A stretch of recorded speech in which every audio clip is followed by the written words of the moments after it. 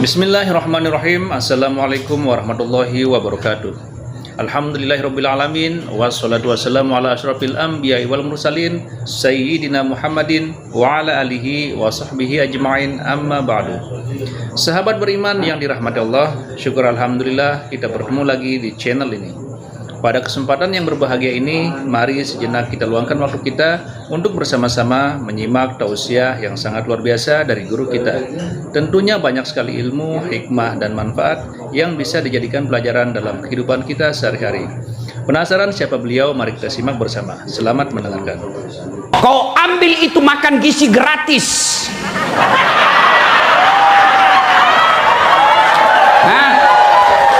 Yang mestinya 10.000 tinggal 6.500 karena dipotong sama kepala dinas, dipotong sama tim sukses, dipotong sama calo. Akhirnya yang makan anak tak makanan basi. Ini yang begini kau bisa lolos tahun ini, kau bisa lolos 10 tahun, tapi begitu kau tidak ada jabatan baru diperiksa masuk penjara. Apa itu nikmat? Saya mau tanya ibu-ibu, bapak-bapak, nama surah yang paling pendek dalam Quran. Ayo.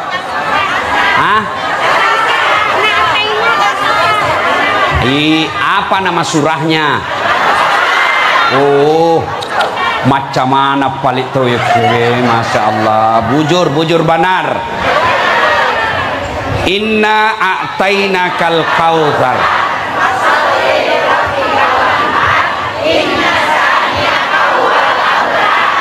Itu ayat kita hafal, tapi ternyata dia kena diri kita. Ya, hikmah ayat ini ayat pendek, surah paling pendek. Kenapa? Karena apa yang dijelaskan itu pendek kita miliki. Pertama, inna a'tainakal kautsar. Itu Allah Muhammad kasih kau nikmat sangat banyak. Haji Nasir, Masya Allah, saya baru masuk rumahnya tadi. Saya bilang orang bugis memang ini. Masya Allah. Makin saya masuk, dia kasih kenal lagi saya. Ini biniku yang kedua. Masya Allah.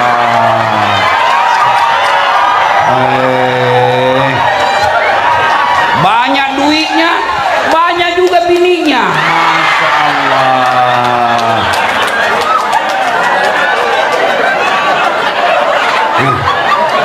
Hebatnya lagi akur. Dan dengar ibu-ibu ini dua ini, yang satu dua, Nabi sudah janjikan surga. Masya Allah. Sudah surga di dunia, rumahnya mewah, banyak uangnya, insya Allah masuk surga lagi. Daripada kita yang cuma ngontrak-ngontrak, suami jelek, istri penenakal, satu lagi. Masya Allah. Oke. Prof Jaya, saya mau tanya Ki, kira-kira kalau Allah kasih Ki harta yang lebih banyak dari ini, istri 4,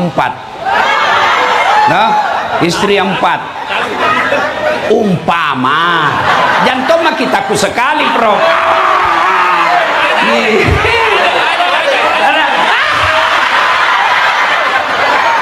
Masya Allah.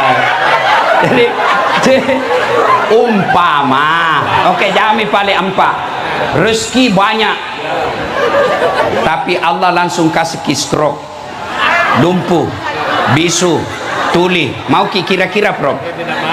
Tidak mau. Tidak mau. Ibu-ibu, Allah kasih ki tiba-tiba rezeki emas 50 kilo. Mau ki Bu? Mau. Tapi langsung lumpuh, kena serangan jantung. Mau Ibu? Berarti jangan selalu berpikir harta itu nikmat. Mana tadi yang calon sekda? Mana? baru calon. Oke lah, langsung bapak langsung besok diangkat jadi sekda. Tapi begitu langsung diangkat sekda, sorenya langsung kena ginjal. Mau? Mau? Berarti nikmat itu bukan jabatan. Iya. Apa lagi? Ibu, mau saya kasih mobil? Mau? Mau? Tapi begitu pegang kuncinya langsung lumpuh, tidak bisa bergerak. Mau? Mau? Berarti tapahangi madeceng, tapa kesingi pahatta, ya resengnya nikmat, tenia duit bawang, ya resen nikmat, tenia waram parap bawang. Tapi nikmat paling berharga afiat, sehat. Itu Haji Anas jago dulu, itu jago, tapi pamulatoni nak kenal asa. Iya tuh Haji. Iya, saya pernah sakit ibu, 6 bulan tidak bisa ceramah. Ternyata nikmat itu sehat. Apa cukup itu nikmat sehat? Mata bisa melihat, kaki bisa berjalan, mulut bisa bicara. Apa cukup? Tidak. Nikmat yang paling mahal iman. Tepuk. Melaki oleh contoh, ada orang paling kaya, sampai sekarang kekayaannya masih dicari di Mesir. Tinggi jabatannya raja, istananya dilapisi dengan emas, bininya banyak. Kenapa kan ibu-ibu nah sensitif sekali? Bu, dengar baik-baik. Biar mau suamimu kawin sampai 10 kali, kalau Allah tidak kasih jodoh tidak jalan. Ini mau sekali saya punya istri 5, tapi tidak dikasih Allah. Kenapa? Mamanya cek berdoa, ya Allah cukuplah saya istrinya dah saat latih. Selesai. Nah biar kau periksa HP-nya suamimu, kalau Allah kasih jodoh, tidak ada gunanya kau awasi HP-nya. Apa gunanya kau HP-nya? Apa gunanya kau awasi HP-nya? Hah? Apa tujuanmu kau awasi HP-nya? Kau periksa HP-nya, nah kasih kau 1, 2 nak sembunyi di mobilnya. Kenapa kau tahu? Saya pelakunya.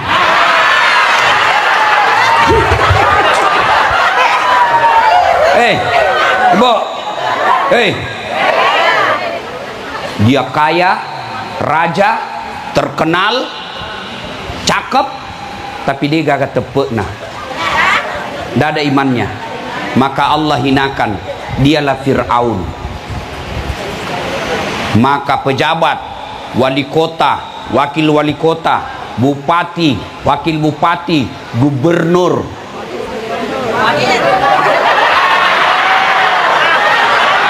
presiden, wakil presiden yang sombong, angkuh, menyalahgunakan jabatan, nanti dikumpul sama Fir'aun di neraka. Bukan. Saya tidak sebut tadi, saya tidak sebut. Oh ini orang baik Pak.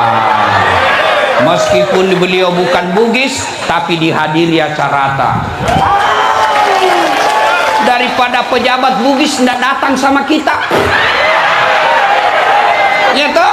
Masya Allah. Bu, berarti maka Allah katakan inna a'tainakal kausar megalade pak bereku lawaleko. Kenapa kita miskin? Karena kita selalu merasa harta itu uang, harta itu kebun, harta itu deposito, harta itu emas. Nah biar ada semua itu, kalau ndak ada nyawamu tamak kok. Maka jangan selalu merasa miskin. Saya kaya, apa kekayaanku? Banyak temanku. Meskipun saya tidak banyak duit, tapi banyak temanku. Temanku banyak uangnya. Bujur kalau bujur. Ada Haji Anas, ada Haji Nasir. Ada masalah Haji, gampang Ustaz, transfer. Contoh gini. Nggak tahu ini nanti ada betulkah? Iya toh. Maka nikmat itu bisa berupa teman. Nikmat itu bisa berupa waktu. Nikmat itu paling banyak sehat. Makanya kita selalu diingatkan dalam surah Ar-Rahman, fabi ayyi ala'i rabbikuma tukadziban. Coba kita hafal semua, tapi kita tidak maknai. Maka ibu-ibu, kenapa banyak terlilit pinjol? Kenapa terlalu banyak orang banyak utangnya? Bukan karena tidak ada nikmat Allah kasih, tapi karena selera hidupnya yang terlalu tinggi. Betul-betul kau semua ini kepelak ini.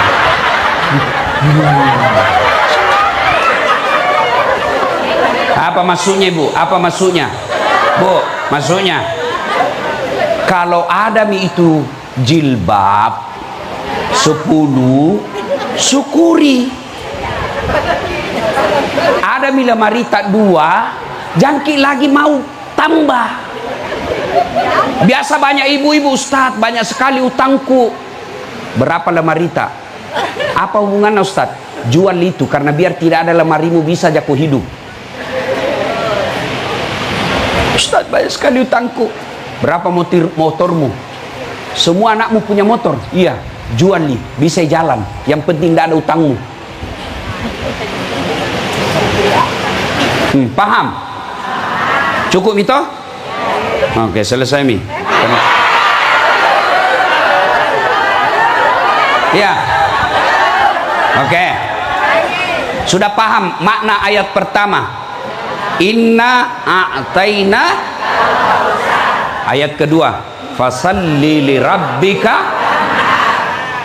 Kalau Allah kasih kamu nikmat, banyak Allah kasih kau nikmat. Nikmat itu seperti apa nikmat saya? Nikmat populer, itu nikmat. Saya tidak banyak uang, tapi saya populer. Karena populer, banyak uang. Nikmat itu pendidikan. Nikmat itu sekolah. Karena ada sekolah, Allah kasih rezeki yang lain. Kau kira jabatan nikmat? Berapa itu pejabat ditangkap? Mau jadi gubernur habis 500 miliar. Berujung ditangkap KPK. Ini mi aslinya orang beleng-beleng. Masuk pilkada 500 miliar uang habis, berujung ditangkap KPK. Apa itu nikmat? Azab pacalla bahasa ugina. Saya ada uangku 500 miliar, ngapain saya jadi pejabat? Saya bangun masjid 10 miliar sudah paling cantik itu. Saya pakai sogok mama nyecek 10 miliar supaya dia kasih KSK kawin lagi. Masih ada 480 miliar. Coba saya pakai pergi bulan madu 20 miliar, masih ada lebih 400 miliar. Saya buka usaha 100 miliar, saya bisa perintah politisi kalau ada usahaku. Apa jabatan itu nikmat? Belum tentu. Kapan jabatan nikmat? Kalau dia mendorongmu masuk surga. Tapi kalau dia dorong kamu mengkhianati rakyat, kau bohong, kau ambil itu makan gizi gratis.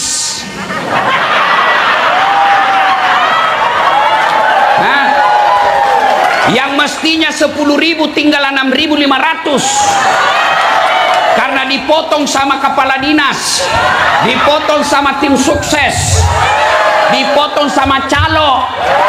Akhirnya yang makan anak tak makanan basi. Ini yang begini, kau bisa lolos tahun ini, kau bisa lolos 10 tahun, tapi begitu kau tidak ada jabatan baru diperiksa, masuk penjara. Apa itu nikmat? Apa itu nikmat? Maka jangan selalu kamu merasa tidak ada nikmat. Degaga kesik naleng ngapuang Allah Ta'ala. Nikmat itu diantaranya istri yang soleha. Nah, biar banyak uang kalau istrimu pan rasu-rasu. Tekon lisu kok. Yolo kesik yolo agak tekon lisu. Ada begitu di sini istrinya. Ada. Berhenti kok jadi laki-laki. Ya, sudah. Maka ibu-ibu jangan selalu merasa miskin. Jangan selalu merasa degaga pamasena puangi, degaga nalenga pungala tala.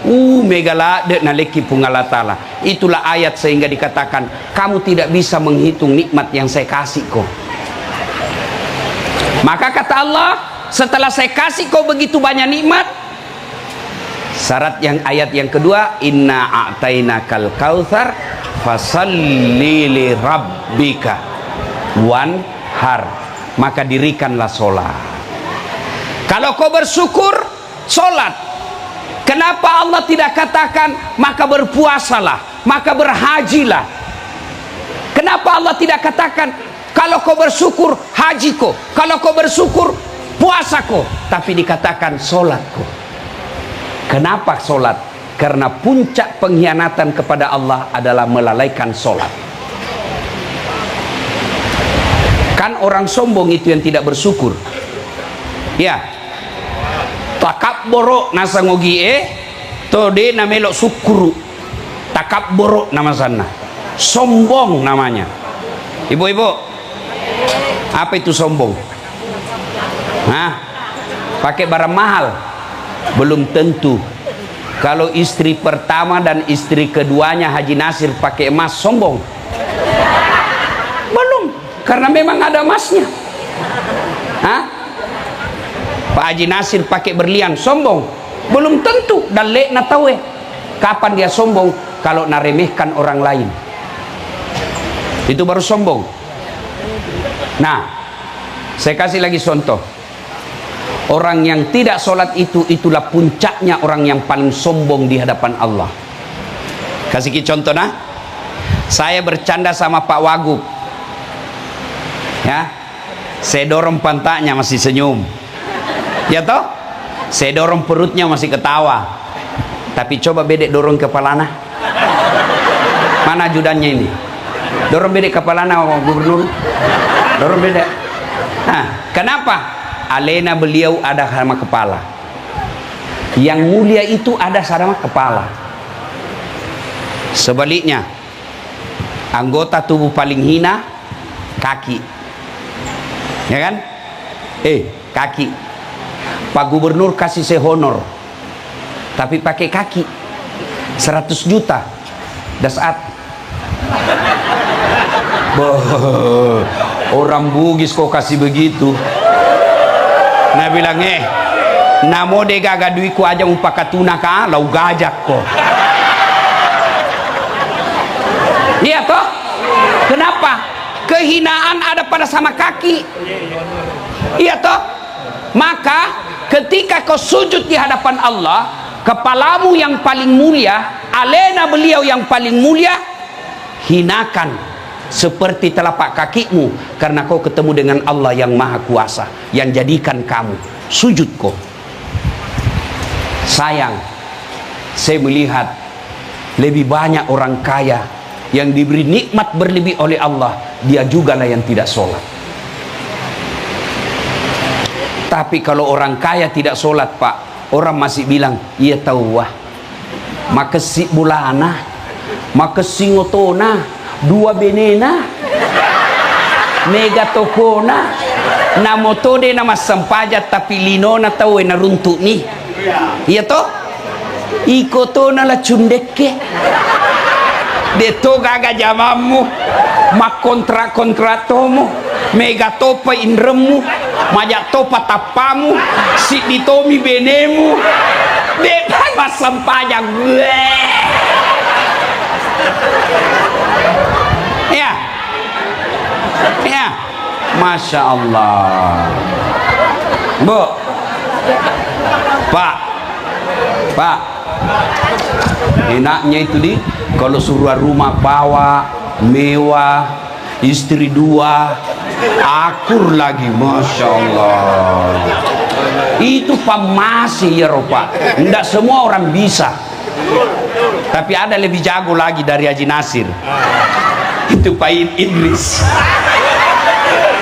Wah, 4 bininya itu, masya Allah, lebih jago lagi dan rukun, akur. Banyak orang saya tengok, banyak istrinya, tapi saling menyerang. Ini biasa ulang tahun bininya, satu meja dia. Bah, saya bilang tanya sembarang itu. Engkau tahu pakai na ya Pak, masya Allah. Makanya dia akrab sama Haji Nasir. Sama ilmunya Pak. Bu, tak dampang mana nggak di, maafkan saya. Kira-kira ibu-ibu yang hadir ini sudah tidak ada di bawah 50 tahun. Ya toh? Kalau masih ada paling 1-2 orang.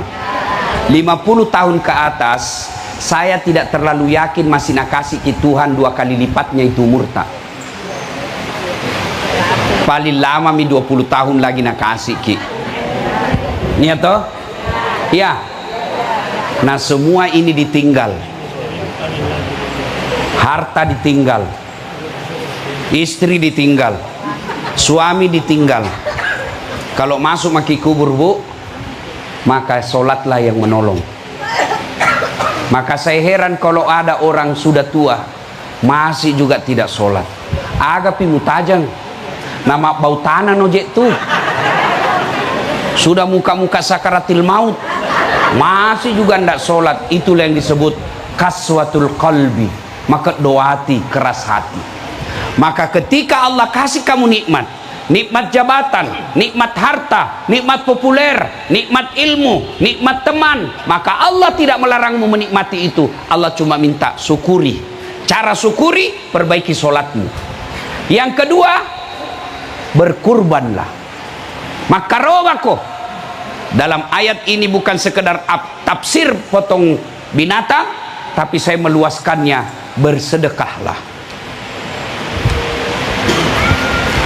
Ini ibu-ibu di depan banyak semua warna ini, banyak emas berliannya. Ya tuh ibu, ibu, ini yang banyak semua emasnya. Kira-kira kalau meninggal siapa pakai itu emas tak? Siapa pakai kira-kira itu? Anak, istri kedua.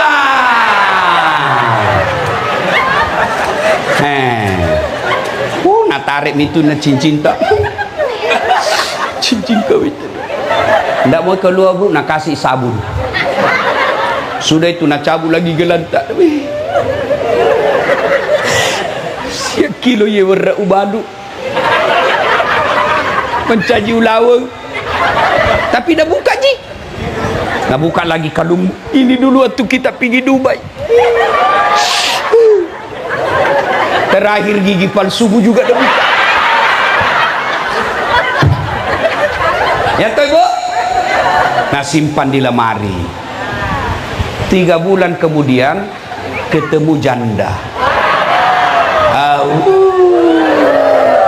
Lah kok itu emasmu. Nah kasih kembali janda iya. Apa nak bilang ambil mini dek mati mi yang punya.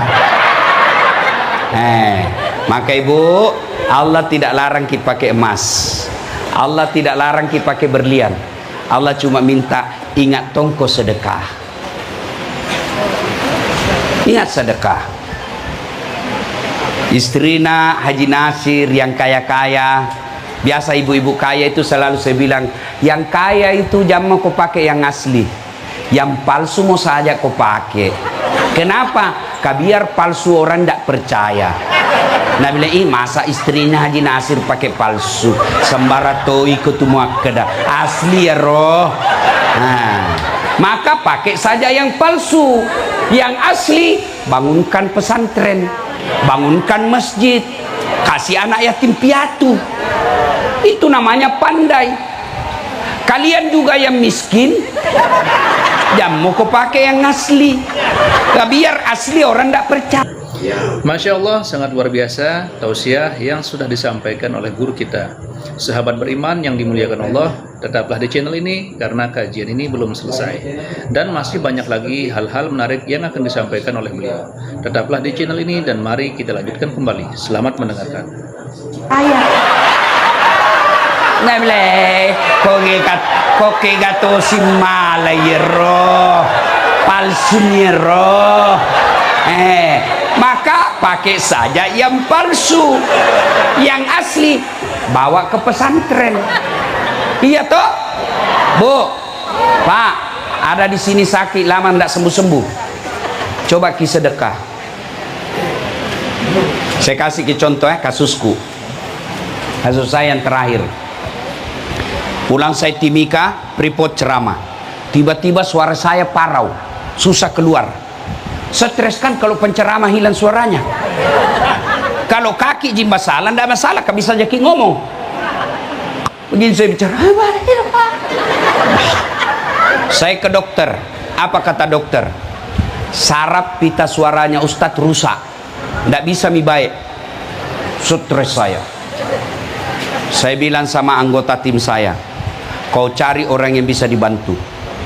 Yang pertama saya ketemu fakir miskin, janda tua, tinggal sendiri, tunanetra, tidak bisa, rusak penglihatannya. Saya pergi datangi, kasih sedekah, kemudian saya niat untuk operasi. Yang kedua saya cari lagi orang, dapat lagi di medsos, ibu-ibu yang tidak layak huni rumahnya, sudah dibilang tidak layak disebut rumah tinggal. Saya bedah rumah, saya perbaiki rumahnya. Sudah selesai, saya pergi ke dokter Singapura berobat di Mount Elizabeth. Begitu dites, apa nak bilang? Ini bukan pita suara rusak Ustadz, ini hanya asam lambung. Coba bayangkan, pamasena puangi. Sekarang bisa menceramah, padahal dokter bilang tidak bisa sembuh. Tidak ada yang mustahil kalau Allah. Maka ibu-ibu, kalau ada merasa sakit sudah makin masuk kiri kanan dokter tidak sembuh-sembuh, coba ki bedek terapi sedekah. Coba ki sedekah. Termasuk ibu-ibu, kalau ada suamimu kurang ajar, sedekahi. Termasuk bapak-bapak, kalau ada istrimu cerewet, sedekahi.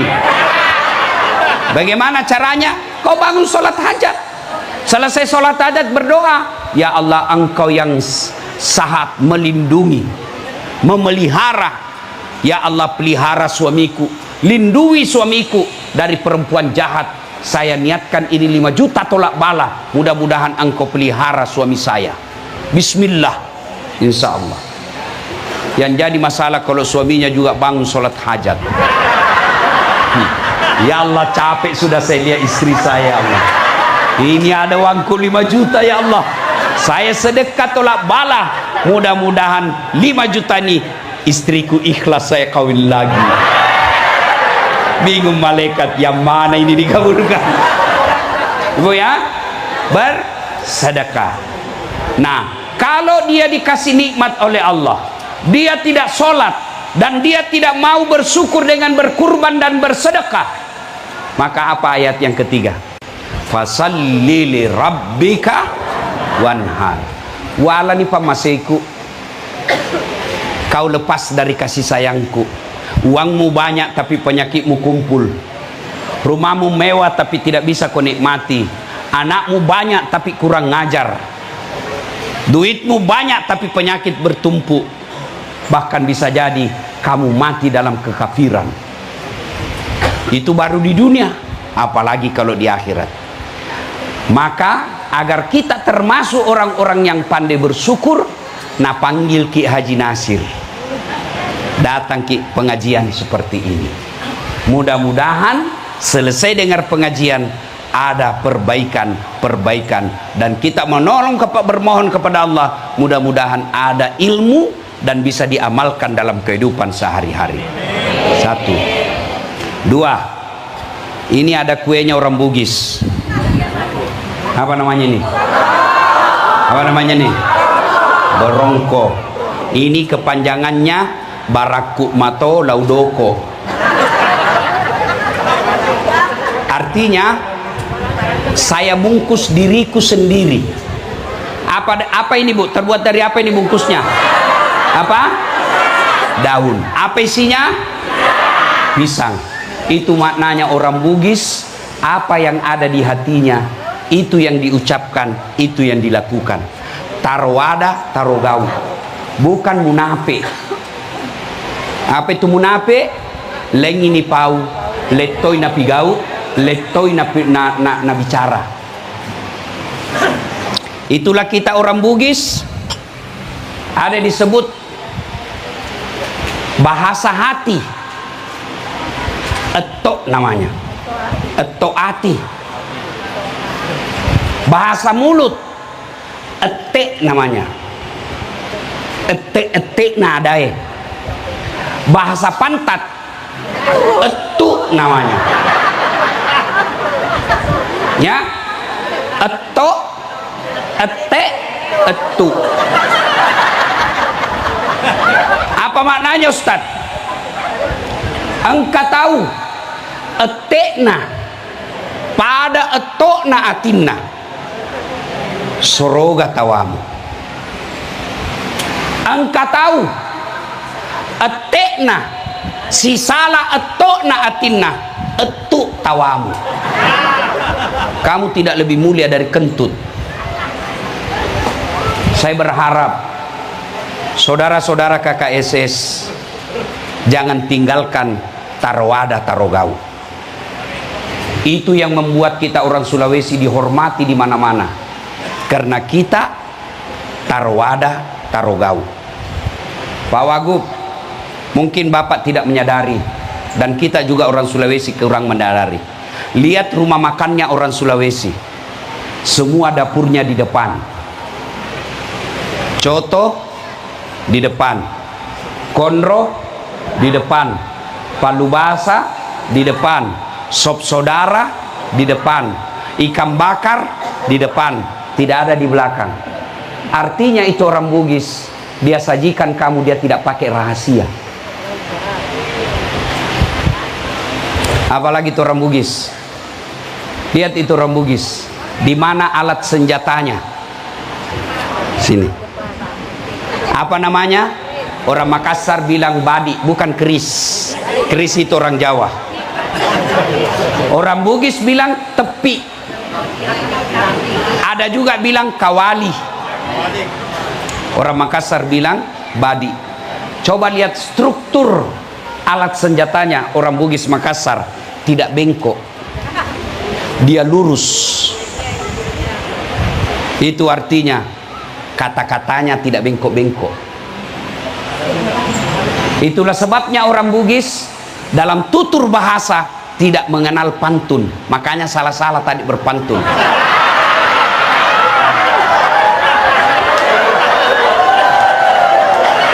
Yang mengenal pantun itu hanya di Pulau Kalimantan, Pulau Sumatera, Pulau Jawa. Orang Bugis tidak berpantun. Kalau mereka suku lain mau melamar anak gadis, dia bilang begini, aku melihat ada bunga di taman. Bunga itu sudah siap untuk dipetik. Mau melamar itu maksudnya. Kalau orang Bugis, besar ini anak gue, kasih kawin sama anakku. Nah, begitu orang Bugis, tidak ada beda-beda begini. Iya. Oke.